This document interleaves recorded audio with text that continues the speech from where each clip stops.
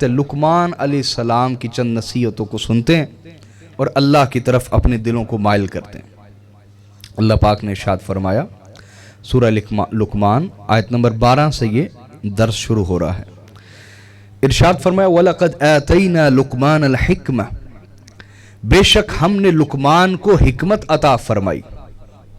ہم نے لقمان علیہ السلام کو بولیے نا یار، اگر آپ سیکھنے کے لیے بیٹھے ہیں تو پھر شوق اور ذوق سے بیٹھیں، اگر آپ کھانے کے لیے بیٹھے ہیں تو اس سے بھی آپ کو محروم نہیں کیا جائے گا، تو لہٰذا دو چیزیں کٹھی لے لینا۔ آپ کھانا تو ملے گا ہی آپ کو انشاءاللہ، لیکن آپ علم اور طلب کے ساتھ بیٹھیں اور ذوق کے ساتھ بیٹھیں تو مزید بھی چیزیں مل جائیں گی نا۔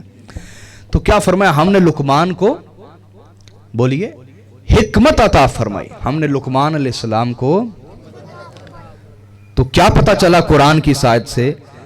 پتہ یہ چلا کہ حکمت کمائی نہیں ہوتی، حکمت عطا ہوتی ہے۔ حکمت کمائی نہیں، حکمت عطا ہے۔ حکمت کمائی نہیں جاتی، حکمت عطا کی جاتی ہے۔ حکمت کسب نہیں ہے، حکمت وہب ہے، جس کو وہ چاہے حکمت سے نواز دیتا ہے۔ تو اگر کوئی شخص علم چاہتا ہے تو علم کمائی ہے، اکتساب ہے، کمانے سے، بھاگ دوڑ کرنے سے، استادوں کے پاس بیٹھنے سے علم مل جائے گا۔ لیکن حکمت چاہیے تو حکمت کے لیے اس مولا کی عطا کی طرف دیکھنا ہوگا۔ وہ جس پر راضی ہو جائے، جس پر کرم فرمائے، جس پر عطا کا دروازہ کھول دے، اسے حکمت ملتی ہے۔ تو حکمت عطا ہے، حکمت کمائی نہیں ہے۔ آگے چلیں، فرمایا جب ہم نے حکمت دے دی تو ہم نے اسے کیا کہا؟ لقمان علیہ السلام سے ہم نے کہا انشکر للہ، اے لقمان اللہ کا بہت شکر ادا کیا کر۔ اللہ کا بولیے بہت شکر ادا کیا کر۔ حاضرین توجہ فرمائیں، قرآن یہ سمجھا رہا ہے کہ عبد اور معبود، خالق اور مخلوق میں دو طرفہ رشتہ ہونا چاہیے۔ کیا بولیے؟ دو طرفہ رشتہ ہونا چاہیے۔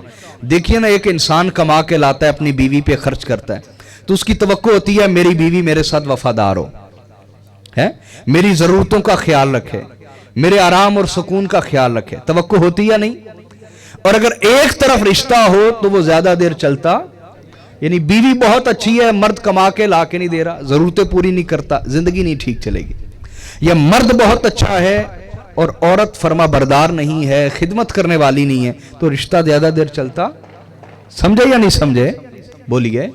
تو اسی طرح خالق اور مخلوق کا رشتہ ہے، عبد اور معبود کا رشتہ ہے، جو قرآن سمجھا رہا ہے کہ جب ہم نے لقمان کو حکمت عطا کی تو ہم نے کہا ہم نے رشتہ عطا جوڑ لیا ہے، اے لقمان اب تو رشتہ شکر بھی جوڑ لے۔ رشتہ تو عبد اور معبود میں دو طرفہ رشتہ ہونا چاہیے، خالق اور مخلوق میں بولیے۔ اگر وہ عطا کا رشتہ قائم رکھے ہوئے ہے تو شکر کا رشتہ تو قائم رکھنا۔ کیسا نادان ہے تو، وہ عطا کا رشتہ قائم رکھے ہوئے، تجھے رزق بھی دے رہا ہے، زندگی دے رہا ہے، صحت دے رہا ہے، تندرستی دے رہا ہے، اولاد دے رہا ہے، عزت دے رہا ہے، تیرے پردے رکھے ہوئے، تیرے گناہوں پر اس نے پردے ڈالے ہوئے، تجھے ذلیل نہیں ہونے دیتا۔ اس نے عطا کا دروازہ بند نہیں کیا، عطا کا رشتہ تیرے ساتھ قائم رکھے ہوئے، لیکن تو کیسا نادان ہے، تو حقیر اور کمزور ہو کر، خلق الانسان ضعیفا، تو کمزور ہے، وہ طاقتور ہو کر رشتہ قائم رکھے ہوئے، اور تو کمزور ہو کر شکر کا رشتہ بھی قائم نہیں رکھ سکتا۔ تیری زبان بے صبری نہ شکری کے ساتھ بھری ہوئی ہے، تیرا دل بے صبری کے ساتھ بھرا ہوا ہے، تیرے اندر برداشت نام کی چیز نہیں ہے، صبر نام کی چیز نہیں۔ تجھے ایک نعمت نہ ملے تو بھڑک جاتا ہے اور نہ شکری پہ اتر آتا ہے اور کفر بکنے لگ جاتا ہے کہ اللہ نے مجھے کیا دیا ہے۔ ہوش کر، اگر وہ عطا کا رشتہ قائم رکھے ہوئے ہے تو شکر کا رشتہ قائم رکھ، تبھی سلسلہ چلے گا، ورنہ پھر وہ تجھ سے عطائیں بھی لے لے گا، عطائیں بھی تجھے برباد کر دے گا، ذلیل اور عبرت کا نشان بنا دے گا۔ اللہ سے ڈر۔ آگے ارشاد فرمایا وَمَن يَشْكُرْ فَإِنَّمَا يَشْكُرُ لِنَفْسِهِ، اے لقمان، اور لقمان علیہ السلام کے ذریعے اصل میں ہمیں سمجھایا جا رہا ہے، اس امت کو سمجھایا جا رہا ہے، اے لقمان جو شکر کرے گا وہ شکر کے ذریعے اپنا ہی بھلا کرے گا. تمہارے شکر سے اللہ کو کیا ملنے والا ہے؟ اگر تم کو اللہ میں تیرا شکر ادا کرتا ہوں اور دل میں بھی شکر کا احساس ہو. ہاں کچھ ایسے بھی لوگ ہیں حاضرین جو اپنی زبان سے کہہ رہے ہوتے رب دا شکر ہے, کو حال پوچھن رب دیاں بڑیاں رحمتاں نے جناب, اللہ دا بڑا شکر ہے, لیکن بیوی سے راضی نہیں ہوتے, اولاد سے راضی نہیں ہوتے جی, جو اللہ نے دیا نا اس سے راضی نہیں ہوتے, اندر اندر نہیں راضی ہوتے. شکر زبان ہلنے کا نام نہیں ہے, شکر محسوس کرنے کا نام ہے کہ میں اللہ پہ راضی ہوں یا نہیں ہوں. میں اللہ پہ راضی, وہ احساس اگر اندر پیدا ہو گیا کہ میں اللہ پر راضی ہوں, اندر سے احساس اٹھ گیا تو یہ شکر ہے. اس احساس کے ساتھ جو جملے منہ سے نکلیں گے اللہ تیرا بڑا فضل ہے, میں تیرا شکر ادا کرتا ہوں, وہ حقیقت میں شکر ہوگا. اور دل شکووں سے بھرا ہوا ہے اور زبان کہی جا رہی اللہ دا شکر ہے جناب, تو یہ شکر نہیں ہے, یہ دو رخا پن ہے, یہ منافقت. ایسا نہیں ہونا چاہیے. بات سمجھے یا نہیں؟ بولے نا. حضرت موسیٰ علیہ السلام نے پوچھا, کس نے؟ اس واقعے کو امام ابو القاسم القشیری نے بیان کیا اپنی کتاب رسالہ قشیریہ میں. موسیٰ علیہ السلام نے کہا یا اللہ تو نے آدم علیہ السلام کو اپنے ہاتھوں سے بنایا, اپنی روح میں پھونکی, اتنا کرم ان پہ فرمایا کہ انہیں اپنا نائب ٹھہرایا, مسجود ملائک بنایا, فرشتوں کے ذریعے سے انہیں سجدہ کروایا, جنت ان کے لیے حلال کی, طرح طرح کی نعمتیں اللہ پاک تو نے انہیں عطا فرمائی. تو آدم نے ان نعمتوں پر تیرا شکر کیسے ادا کر لیا تھا؟ ان نعمتوں پر تیرا شکر کیسے ادا کر لیا تھا؟ تو اللہ پاک نے حضرت موسیٰ علیہ السلام کو جواب دیا کہ اے آدم, موسیٰ علیہ السلام سوال کر رہے ہیں نا, تو اللہ تعالیٰ نے فرمایا اے موسیٰ, آدم علیہ السلام نے میرا شکر اس طرح ادا کیا تھا کہ وہ ہر نعمت کو یاد کرتے جو میں نے انہیں عطا کی تھی, ہر نعمت کو یاد کرتے اور ہر نعمت کو یاد کر کے کہتے باری تعالیٰ میں اس نعمت کے لائق نہیں تھا, میں اس نعمت کے لائق نہیں تھا, یہ تو نے احسان کیا ہے, فضل کیا ہے جو مجھے یہ نعمت عطا فرمائی ہے. تو کہا موسیٰ وہ جو آدم کہتے تھے نا میں اس نعمت کے لائق نہیں, میں اس نعمت کے, اور تو نے احسان کرتے ہوئے مجھے عطا فرمائی ہے, اس کا یہ مان لینا ہی نعمتوں کا شکر تھا, اس کا یہ اعتراف کر لینا ہی نعمتوں کا شکر تھا. میری بات سمجھا یا نہیں؟ تو بندہ ہر دم کہتا رہے مالک یہ جو تو نے نعمتیں دی ہیں, اولاد ہے, بیوی ہے, گھر ہے, چھت ہے, روزگار ہے, کاروبار ہے, سب کچھ, ان کو یاد کرے اللہ میں اس کے لائق نہیں, میں اس کے لائق, یہ تیرا احسان ہے جو تو نے عطا فرمایا. یہ محسوس کر کے کہے گا تو یہ شکر ہے, محسوس کر کے کہے گا تو بولے تو صحیح شکر ہے. سمجھے؟ تو اللہ نے فرمایا جس نے شکر ادا کیا اس نے اپنا ہی بھلا کیا. وَمَنْ كَفَرَ فَإِنَّ اللَّهَ غَنِيٌّ حَمِيدٌ, اور جس نے اللہ کی ناشکری کی تو جان لے وہ اگر شکر نہیں بھی کرے گا تو اللہ کو کوئی نقصان نہیں پہنچنے والا. فَإِنَّ اللَّهَ غنی, اللہ غنی ہے, بے نیاز ہے, کسی کا محتاج نہیں, بے نیاز ہے. وہ کیا ہے؟ بے نیاز ہے, اس کو کسی کی حاجت نہیں, وہ کسی کا محتاج نہیں. حمید, وہ لائق حمد ہے. کیا ہے بولیے؟ لائق حمد ہے وہ. اب یہاں توجہ فرمائیے, اللہ پاک نے فرمایا جو ناشکری کرے تو اللہ تعالیٰ بے نیاز ہے اور لائق حمد ہے. کلام کے اندر معنی کیا؟ کوئی ربط سمجھنا چاہیے نا, کلام کے اندر کوئی ربط بھی تو ہونا چاہیے نا. معنی کیا اس بات کا؟ معنی یہ ہے کہ شکر اصل میں حمد ہے. شکر اصل میں کیا ہے؟ تو اللہ نے فرمایا ایسا نہیں ہے تم شکر کرتے ہو تو وہ لائق حمد ہے, نہ تم میں سے کوئی بھی شکر ادا نہ کرے تب بھی وہ لائق حمد ہے, تب بھی وہی حمید حمد والا ہے. تم شکر کرو وہ لائق حمد ہے, تم نہ کرو تب بھی وہ لائق حمد ہے. تم کرو گے تو اپنا ہی بھلا کرو گے. آگے ارشاد فرمایا وَإِذْ قَالَ لُقْمَانُ لِابْنِهِ وَهُوَ يَعِظُهُ, اور وہ وقت یاد کیجئے کہ جب لقمان علیہ السلام نے اپنے بیٹے کو نصیحت کی, اپنے بیٹے کو بولیے نصیحت کی. اس سے کیا سبق ملتا ہے؟ قرآن یہ سمجھا رہا ہے کہ باپ اور بیٹا ایسے نہیں ہونے چاہیے. وہ میں نے مفتی ممتاز صاحب کی ایک کتاب ہے ادیب تھے پاکستان کے, انہوں نے بڑا پیارا جملہ لکھا ہوا اپنے ایک ناول کے اندر. وہ کہتے ہیں اگر پاکستان میں آپ نے دیکھے نا ایک بوڑھا آدمی اور ایک جوان آدمی اور دونوں چپ کر کے بیٹھے ہوئے ہیں, وہ دونوں باپ بیٹا ہوں گے, وہ دونوں باپ بیٹا ہوں گے. ہمارے ہاں باپ اور اولاد کے درمیان بڑا فاصلہ ہوتا ہے. اولاد اپنے دکھ درد, اپنے راز اپنے باپ کو نہیں بتا پاتی. میری بات سمجھ آ رہی یا نہیں آ رہی؟ اگر وہ اپنا راز کوئی بتائے گی, اسے پتہ ہے باپ نے اچھا رد عمل نہیں دینا, آگے سے ڈانٹ دے گا, گالی دے گا. تو وہ کیا کرتے ہیں, وہ اپنے راز بتانے کے لیے دوست ڈھونڈتے ہیں. کیا ڈھونڈتے ہیں جی؟ اور دوست پھر انہیں گمراہ کرتے ہیں. قرآن یہ سمجھا رہا ہے اچھا باپ وہ ہے جو اپنی اولاد کے درمیان فاصلے نہیں رکھتا, اسے اپنے پاس بٹھاتا ہے, نصیحت کرتا رہتا ہے, وقتاً فوقتاً سمجھاتا رہتا ہے. صرف کاروبار کی, رشتہ داروں کی باتیں نہیں کرتا, سمجھاتا بھی رہتا ہے. تو ایک باپ کے لیے لازم ہے کہ وہ اپنی اولاد کو نصیحت کرتا رہے, وقتاً فوقتاً بٹھا کے. موقع مناسبت بھی دیکھے. کیا؟ ہاں, موقع مناسبت بھی دیکھے, موقع مناسبت دیکھ کے نصیحت کرتا رہے. اور اولاد کے لیے بھی لازم ہے اگر باپ علم والا ہے تو اپنے باپ سے علم لے, اپنے باپ سے ہدایت لے. ٹھیک, یہ قرآن سمجھا رہا ہے. تو حضرت لقمان نے اپنی نصیحتوں کا آغاز کہاں سے کیا؟ کہا یا بنیا لا تشرک باللہ, اے میرے بیٹے. واہ واہ واہ, ذرا قرآن پہ غور کریں. قرآن کہہ رہا ہے باپ کی زبان میں مٹھاس ہونی چاہیے. یہ نہیں کہ بیٹے کو کوئی غلط کام کرتے دیکھا تو اگر آپ اپنی اولاد کو عزت نہیں دیں گے, کون آپ کی اولاد کو عزت دے گا؟ اگر آپ اپنی اولاد کی عزت کا خیال نہیں کریں گے, کوئی آپ کی اولاد کی عزت کا خیال کیوں کرے گا؟ سمجھ آ رہی یا نہیں آ رہی؟ مثال کے طور پر مثال دے رہا ہوں. مثلا ایک بندے کا نام ہے نا غلام رسول, حافظ غلام رسول.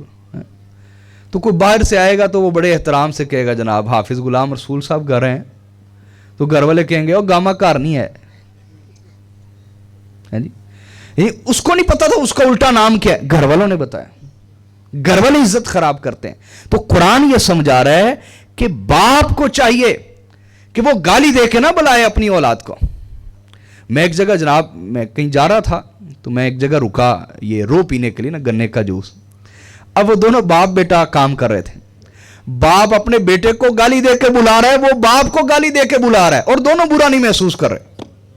لا حول ولا قوت الا. میرے لیے یہ بڑی حیران کرنے والی بات. باپ بیٹے کو گالی دے کے بلا رہا ہے اور وہ باپ کو گالی دے کے آگے جواب دے رہا ہے. دونوں اس طرح بات کر رہے ہیں آپس میں. تو اللہ نے فرمایا ہے کہ یہ ابتدا ماں باپ کو کرنی چاہیے, اپنی اولاد کو عزت دیں اور عزت سے بلانا سکھائیں. کیسے؟ یا بنیا, اے میرے بیٹے, پیار دے, اے میرے بیٹے. لا تشرک باللہ, پہلی نصیحت کیا ہے؟ کبھی اللہ کے ساتھ شرک نہ کرنا. کبھی اللہ کے ساتھ شرک نہ کرنا, اپنی توحید کی حفاظت کرنا. اللہ کے سوا کسی کو خدا مت سمجھنا, کسی کے آگے سجدہ نہ کرنا. جیسی اللہ سے شدید محبت کرنی چاہیے ویسی شدید محبت کسی عورت سے نہ کرنا, دولت سے نہ کرنا, سیاست دانوں سے نہ کرنا. یہ اللہ کا حق ہے, اس سے شدید ترین محبت کی جائے.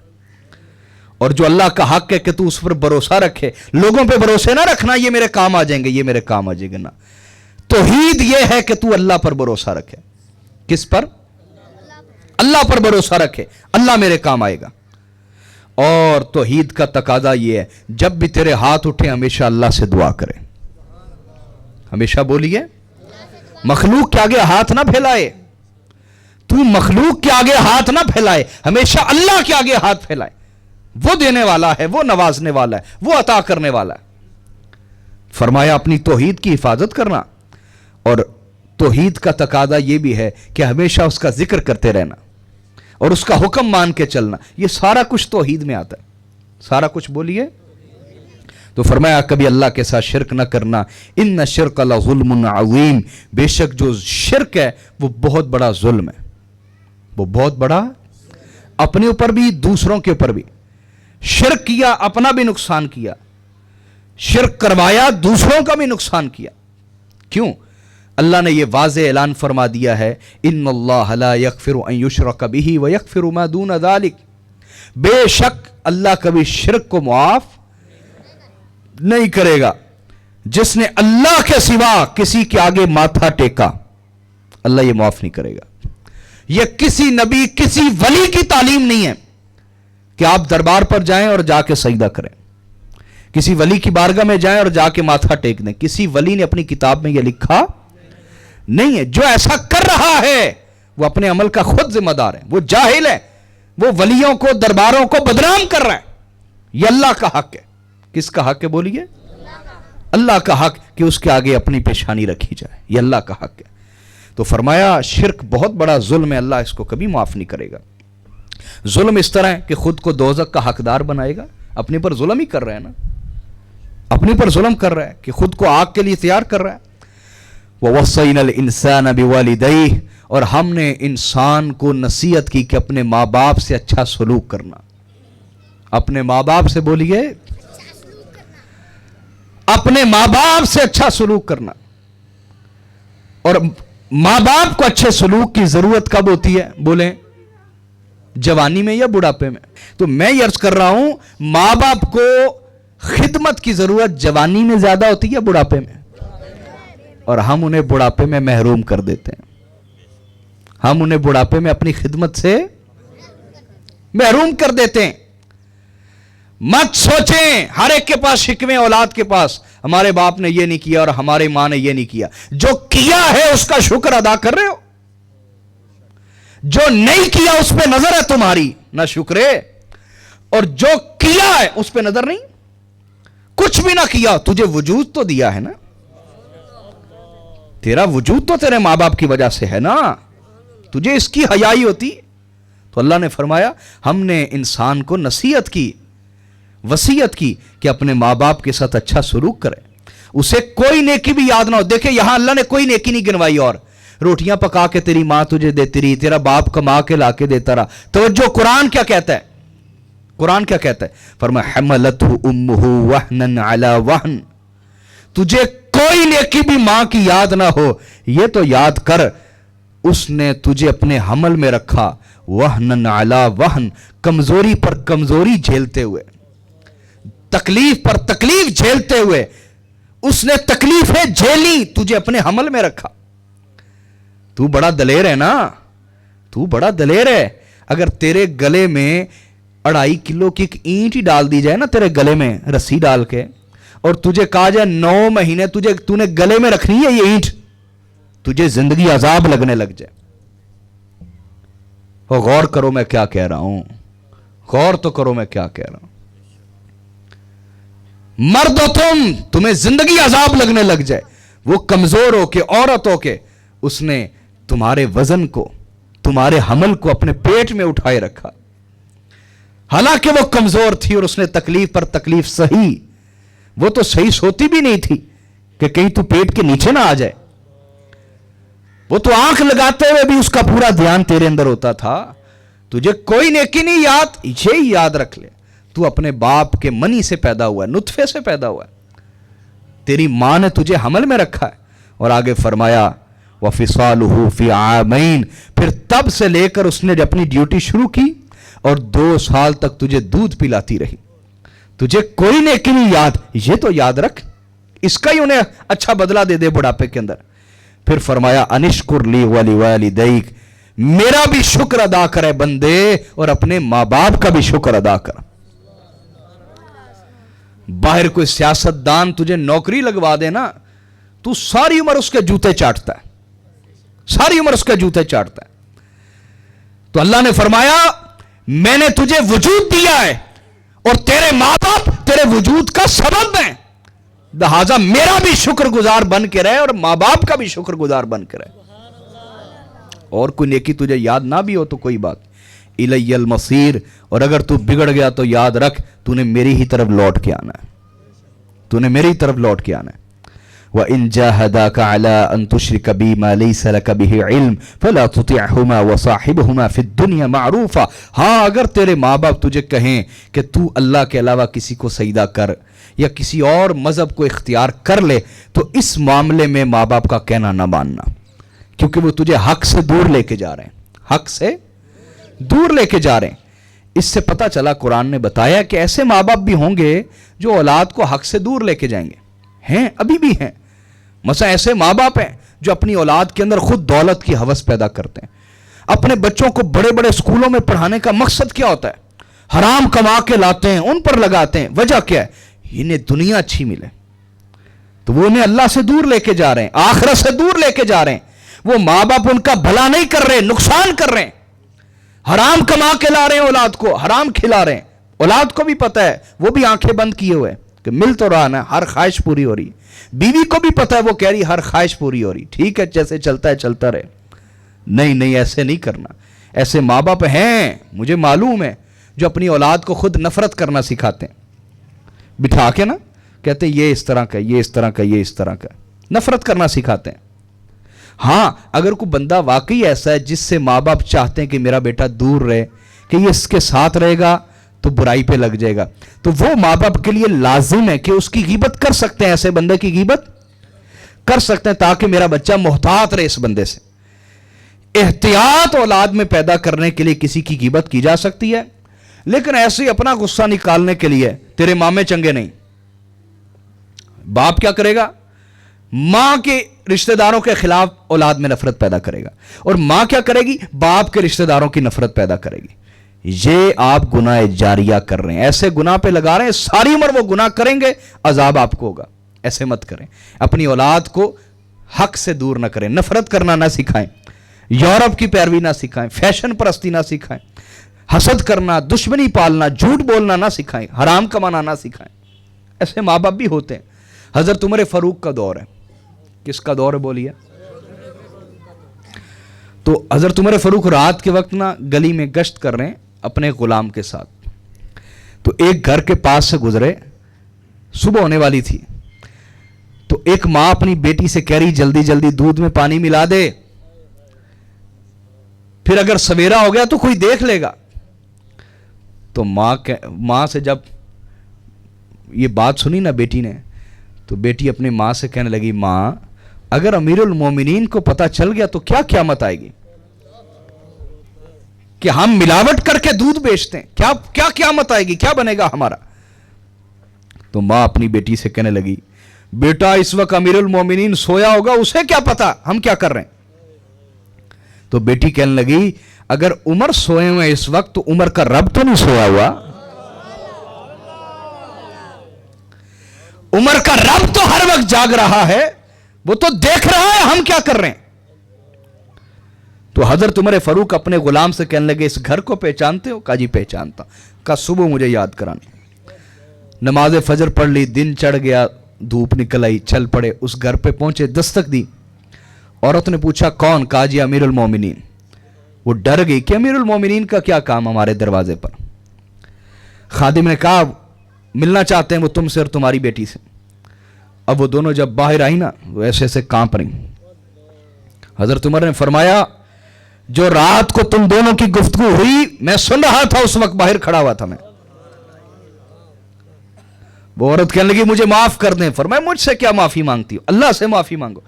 تم اپنی اولاد کو خود گناہ کرنا سکھا رہی تھی. اور پھر اس بیٹی سے پوچھا, اے بیٹی کیا تمہارا کوئی رشتہ ہوا ہے کہیں پہ, نکاح یا منگنی؟ اس نے کہا نہیں. تو کہا کیا امیر المومنین کی بہو بننا پسند کرو گی؟ کہ وہ بیٹی جو رات کی تاریکی میں بھی اللہ سے ڈرتی ہے, وہ کتنی تقوی والی خاتون ہوگی, کتنی تقوی والی. کہا امیر المومنین کی بہو بننا پسند کرو گی؟ کہا جی کیوں نہیں. تو آپ کے چھوٹے بیٹے عاصم, ان کا بھی نکاح نہیں ہوا تھا, آپ نے ان کے ساتھ نکاح فرما دیا. تو ماں باپ بھی اگر غلط رستے پر لگائیں اس معاملے میں ان کا کہنا, لیکن فرمایا وَصَاحِبْهُمَا فِي الدُّنْيَا مَعْرُوفًا. اگر ماں باپ مشرک ہوں, کافر ہوں, اس معاملے میں ساتھ نہیں دینا, لیکن دنیا کے معاملے میں پھر بھی ان کے ساتھ نیکی کرتے رہنا. دنیا کے معاملے میں پھر بھی ان کے ساتھ نیکی کرتے رہنا. وَاتَّبِعْ سَبِيلَ مَنْ أَنَابَ إِلَيَّ. اور اس کا راستہ اختیار کر جو میری طرف رجوع کرنے والا ہے. اللہ کے انبیاء اور اولیاء کا راستہ اختیار کر. اگر ماں باپ اس راستے پر نہیں ہے تو ان کے راستے کی پیروی نہ کر, انبیاء اور اولیاء کے راستے کی پیروی کر. ثم الی مرجعکم. اور اگر تو بھٹک بھی گیا تو یاد رکھ तूने मेरी ही तरफ लौट के आना है। फउनब्बिउकुम बिमा कुंतुम तअमलून, फिर मैं तुम्हें गिन गिन के बताऊंगा तुम क्या करते रहे हो। या बुनैया, अब फिर हजरत लुकमान कहते हैं, ऐ मेरे बेटे, इन्नहा इन तकु मिस्काल हब्बतिन मिन खरदलिन फतकुन फी सखरतिन औ फिस समावाति औ फिल अर्द याति बिहल्लाह। हजरत लुकमान कहते हैं, मेरे बेटे ये ना सोचना तुझे कोई नहीं देख रहा, तूने दरवाजा बंद कर लिया गुनाह करने के लिए, तू अपनी बैठक में आ गया, तू तन्हा हो गया, तुझे अब कोई नहीं देख रहा। ना मेरे बेटे ऐसे मत सोचना। अगर राई के दाने जितनी भी कोई चीज हो, राई का दाना ऐसे हो तो सही नजर नहीं आता, ऐसे हथेली पे रखा हो ना सही नजर नहीं, इतना बारीक। ऐ मेरे बेटे, अगर राई के दाने जितनी भी कोई छोटी बारीक चीज किसी चट्टान के अंदर छुपी हुई हो, क्या, या आसमानों जमीन में किसी खुफिया जगह छुपी हुई हो, तो क़यामत वाले दिन अल्लाह उसे भी हिसाब के लिए अपने सामने पेश कर देगा। इतनी भी छोटी चीज कहीं छुपी हो, तू तो बहुत बड़ी चीज है ना, इंसान है, दंदनाता फिरता है, तू कहता है मैं जो मर्जी करूं मुझे किसने पूछना, मैं जुल्म करूं, शराब पीऊं, ज़िना करूं, डाके डालूं, ज्यादतियां करूं लोगों के साथ, बदमाशियां करूं, अल्लाह है तुझे पूछने वाला, तेरा गुरूर तोड़ने वाला, उससे डर के रहे।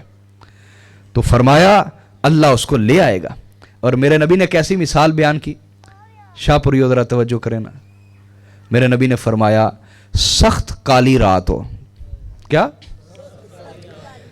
और चांद तुलू ना हुआ हो, सख्त काली रात, चांदनी रात नहीं, सख्त काली रात, और काला पहाड़, उस पे काला पत्थर हो, उस काले पत्थर पे इंतहाई काली चींटी भी जो चल रही होती है, अल्लाह उसको भी देख रहा होता है।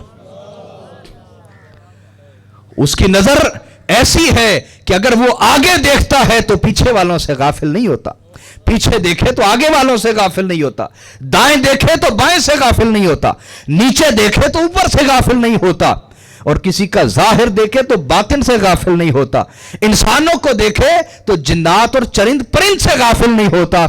उसकी नजर हर चीज पे है और उसकी नजर हर चीज को देख रही है। तो फरमाया ये मत सोचना कि तू छुप जाएगा अल्लाह से, नहीं, इन्नल्लाह लतीफुन खबीर, बेशक अल्लाह बड़ा बारीक बीन है और बड़ा खबरदार है, कोई चीज उससे छुपी हुई नहीं। या बुनैया, ऐ मेरे बेटे, ऐ मेरे बेटे, अगली नसीहत ये, अकीमिस सलात, हमेशा नमाज कायम रखना। इस उम्मत को भूल ही गया मेरे नबी ने किस दर्द से इस दीन को पहुंचाया, किन तकलीफों से गुजर के हुजूर ने इस दीन को पहुंचाया। आज न हमारे जवानों को याद है, न बेटियों को याद है, न बच्चों को याद है, न बूढ़ों को याद है। वो दर्द खत्म हो गया अंदर से, वो एहसास खत्म हो गया दीन के हवाले से जो एक मुसलमान में होना चाहिए।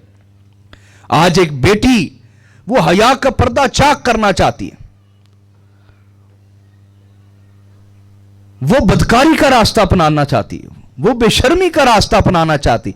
आखिर किसके पीछे लग के, मैं अपनी बहनों बेटियों से कहता हूं, आखिर तुम किसके पीछे लग रही हो? किसी के पीछे तो लग रही हो ना।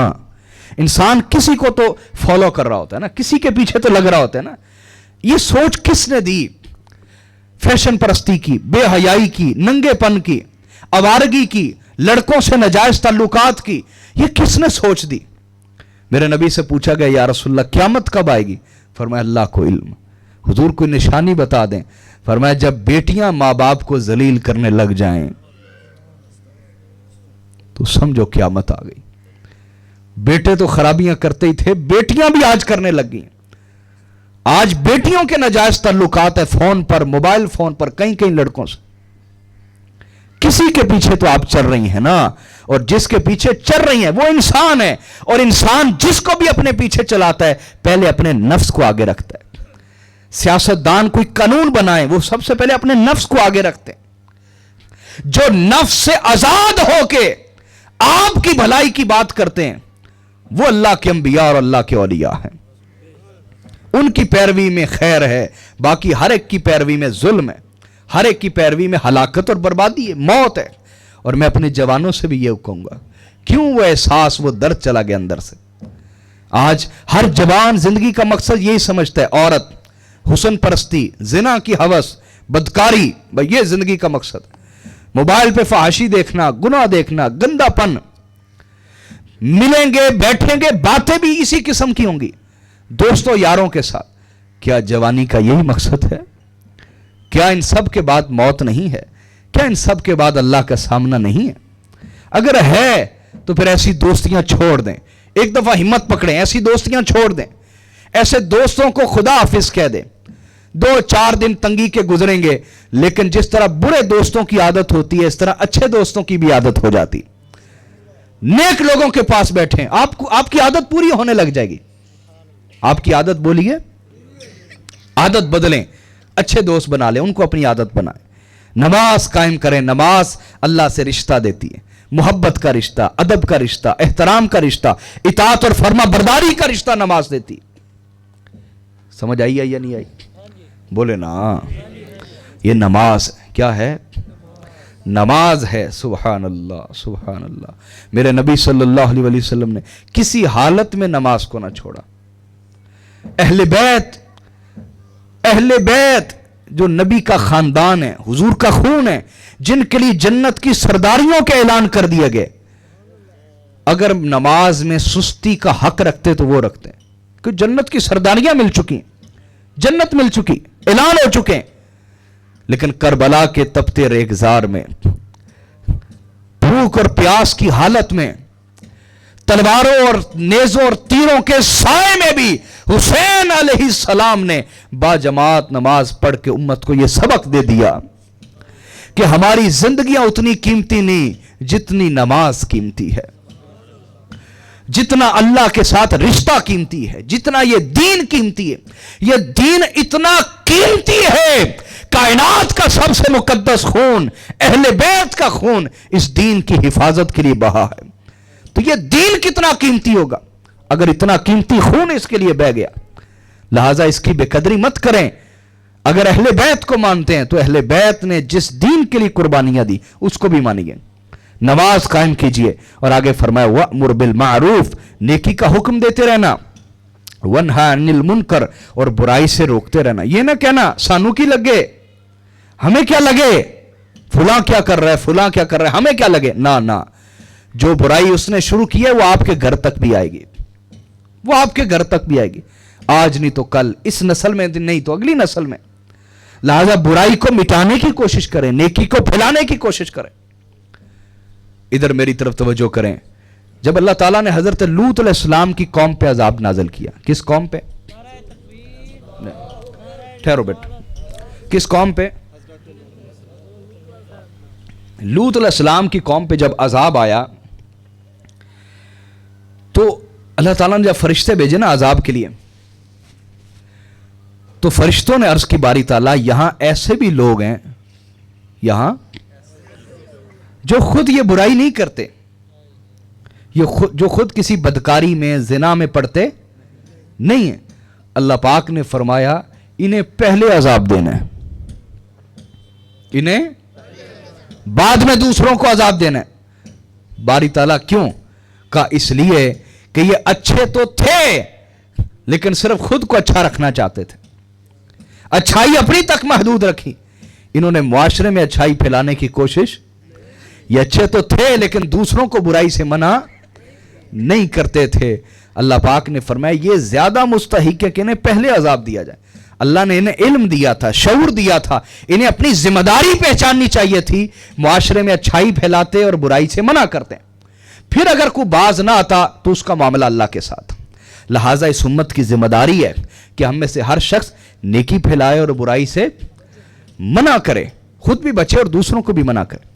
آگے فرمایا وَاصْبِرْ عَلَى مَا أَصَابَكَ، اے میرے بیٹے جو مصیبت تمہیں پہنچے، جو مصیبت بولی ہے تمہیں پہنچے اس پر صبر کرنا، اس پر بولی ہے صبر کرنا.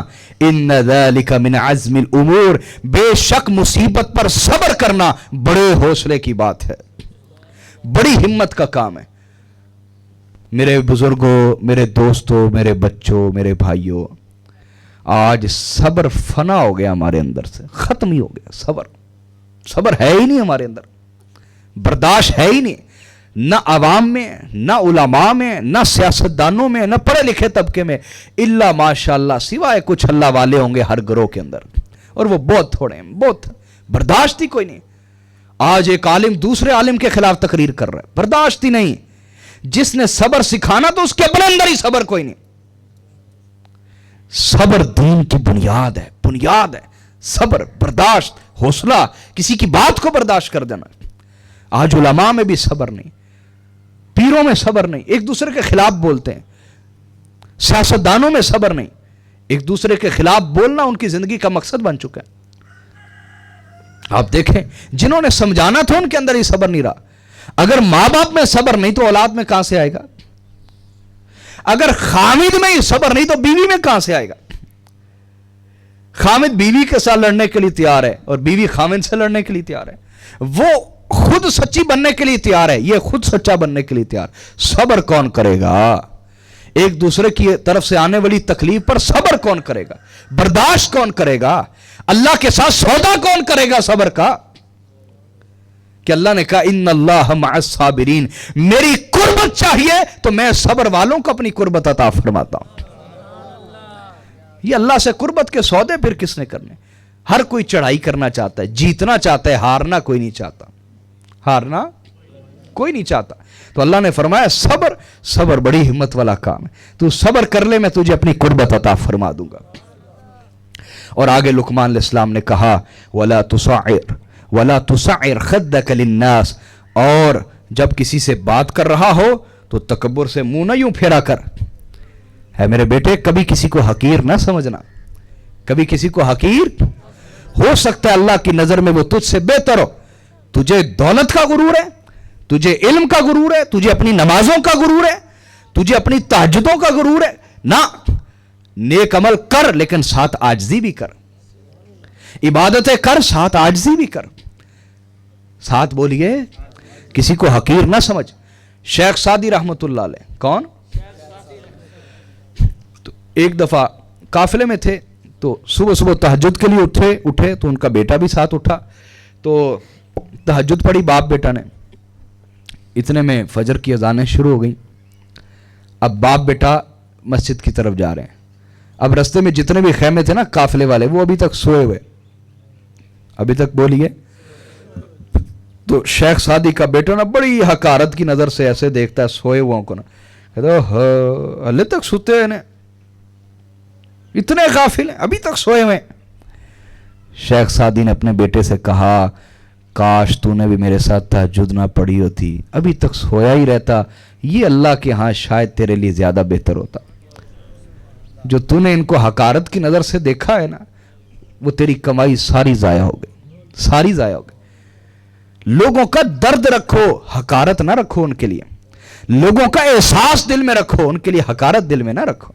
تو فرمایا میرے بیٹے کبھی تکبر نہ کرنا، وَلَا تَمْشِ فِي الْأَرْضِ مَرَحًا، اور نہ کبھی زمین میں اکڑ کے چلنا۔ ان اللہ لا يحب كل مختال فخور، بے شک اللہ کسی متکبر اور فخر کرنے والے کو پسند نہیں کرتا۔ جو فخر کرتا ہو دولت پر، حسن و جمال پر، مال پر، علم پر، پیسے پر، عزت پر، اللہ کو یہ پسند نہیں، عہدے پر اللہ کو یہ پسند، اللہ کو عاجزی پسند ہے۔ وَاقْصِدْ فِي مَشْيِكَ وَاغْضُضْ مِنْ صَوْتِكَ، اور جب بھی کوئی معاملہ کیا کر، چال چلے مراد معاملہ ہے، جب بھی کوئی معاملہ کرے تو درمیانہ راستہ اختیار کیا کر۔ کیا بولیے؟ کسی سے رشتہ رکھنا ہے تو میری والدہ چھوٹے ہوتے ہمیں کہتی تھی، بچپن تھا نا تو نہ سمجھی کی عمر ہوتی تو والدہ اکثر سمجھاتی تھی کہ کسی نے ایڈا میٹھا نہیں ہونا، رسگلہ سمجھ کے کھا جائے، لڈو سمجھ کے کھا جائے، بچے کو سمجھا رہی نا عقل کے مطابق، اور نہ کسی کے ساتھ اتنا کڑوا رہتے ہیں کہ وہ زہر سمجھ کے تھوک دیں، اعتدال سے رہتے ہیں۔ کیا؟ اعتدال سے رہتے ہیں، رشتہ اٹھنا بیٹھنا آنا جانا اعتدال سے ہونا چاہیے، ہر معاملہ اعتدال ہے، درمیانہ ہونا چاہیے، نہ حد سے آگے بڑھ جائیں نہ حد سے پیچھے رہیں، درمیانے رہیں، درمیانی چال چلیں۔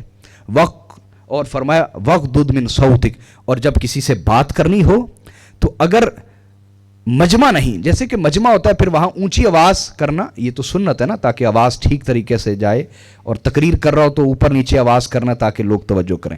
عام روٹین میں جب بات کر رہے ہوں تو فرمایا آہستہ آواز میں بات کرو. لقمان علیہ السلام اپنے بیٹے کو کیا کہہ رہے ہیں؟ آہستہ آواز میں بات کرو. یہاں سے اشارہ ہے, یہاں بولیے اشارہ ہے کہ اگر تیرا کسی کے ساتھ کوئی ایسا معاملہ ہو جائے, کسی کے ساتھ بولیے, مثلا تو کسی سے بدگمان ہو جائے یا تیرے اندر کوئی ایسی چیز آ جائے تو وویلا نہ شروع کر دیا کر. اصل میں اشارہ یہ ہے, بدگمانی کی بنیاد پر الزام لگانا, شور شرابہ کرنا, جھگڑا کھڑا کر دینا, فساد شروع کر دینا, یہ تیرا مزاج نہیں ہونا چاہیے. یہ تیرا مزاج. وَغْضُضْ مِنْ صَوْتِكَ, آواز آہستہ رکھ, معاملے کو سلجھانے کی کوشش کر. لڑائی ہوگی صلح کرنے کی کوشش کر, معاملہ خراب ہو گیا ٹھیک کرنے کی کوشش کر, آواز آہستہ رکھ. آواز بولیے, بات کو پردے میں رہنے دے, شور مت کر, جھگڑا مت کھڑا کر, فساد مت کھڑا کر. اپنا مزاج ایسا بنا, معاملے کو سلجھانے والا بنا. معاملے کو بولیے. بھائی ادھر میری طرف دیکھیں, محلے میں لوگ ہوتے ہیں نا جن کا پتا ہو یار یہ بندہ آ جائے نا تو سلو ہو جاتی ہے, ایسے لوگ ہوتے ہیں نا. اور ایسے بھی ہوتے ہیں یار اے بندہ وچ پہ گیا نا تو لڑائی ضرور پینی, ہوتے ہیں نا ایسے. اللہ تعالیٰ ایسے لوگوں سے سخت نفرت فرماتا ہے جو لوگ جھگڑے کروا دیں. جو لوگ بولیے, یہ ہر جگہ ہوتے ہیں, معاشرے میں بھی, عام لوگوں میں بھی, ہر طبقے میں, مولویوں میں بھی ہوتے ہیں. ایسے مولوی ہوتے ہیں جو لڑائی کروا دیتے ہیں, اور ایسے مولوی ہوتے ہیں جو سلو کرا دیتے ہیں. یقین ہر گھروں میں ایسے لوگ ہیں. تو اللہ پاک نے فرمایا کیا کرنا ہے تم نے؟ آواز آہستہ, سلو کرانے کی کوشش کر, معاملہ سمجھانے سلجھانے کی کوشش کر, ایسا مزاج بنا. ان انکر الاصوات لصوت الحمیر, جو بغیر ضرورت اونچی اونچی بولنے لگ جائے وہ گدھا ہے. وہ کون ہے بولیے؟ اللہ نے فرمایا بے شک سب بری آوازوں میں سب سے بری آواز گدھے کی ہے. کہ گدھا یہ سمجھ رہا ہوتا ہے کہ میری تقریر سے سب کو فائدہ ہو رہا ہے, وہ اونچی اونچی بولنے لگ جاتا ہے. تو اللہ نے فرمایا گدھے نہ بنو. گدھے, معاملہ چھوٹا سا تھا, شور شروع کر دیا, بات کمرے کی تھی, محلہ اکٹھا کر لیا, بات دو بندوں کے درمیان تھی, سپیکر کھول لیا مولوی نے. یہ اچھے اخلاق نہیں. یہ اچھے اخلاق یہ کہ معاملہ بڑا بھی ہو تو چھوٹا کر دینا, بگڑا بھی ہو تو سلجھا دینا, لڑائی ہوئی ہو سلو کرا دینا. اللہ نے فرمایا اگر یہ مزاج ہے تو یہ اخلاق ہے, اور اگر یہ مزاج نہیں پھر تم گدھے ہو. پھر تم کیا ہو؟ گدھے ہو. تو اخلاق اچھے کرنا. کیا بولیے؟ یہ لقمان علیہ السلام نے اپنے بیٹے کو نصیحت کی. حاضرین, ان نصیحتوں سے بہت کچھ میں نے تو سیکھا ہے, یقیناً آپ نے بھی سیکھا ہوگا. اس درس کو یاد رکھیں, ریکارڈنگ اپنے گھر میں سنائیں. اپنے گھروں میں یہ اخلاق ہمیں پیدا کرنے کی ضرورت ہے. اور سب سے بڑی چیز اللہ کی عبادت اور صبر اپنے اندر پیدا کرنے کی ضرورت ہے. صبر آ گیا سب کچھ آ گیا, اللہ کی عبادت آ گئی سب کچھ آ گئی. اللہ پاک ہمارے اخلاق کی اصلاح فرمائے اور آخرت کی تیاری کی توفیق عطا فرمائے. میرے نبی سے پوچھا گیا یا رسول اللہ قیامت والے دن سب سے وزنی عمل کیا ہے؟ آخرت کی تیاری میں سب سے وزنی چیز کیا ہے؟ حضور نے فرمایا اچھے اخلاق. کیا بولیے؟ اللہ ہمارے اخلاق اچھے فرمائے, ہدایت عطا فرمائے. والسلام علیکم ورحمۃ اللہ.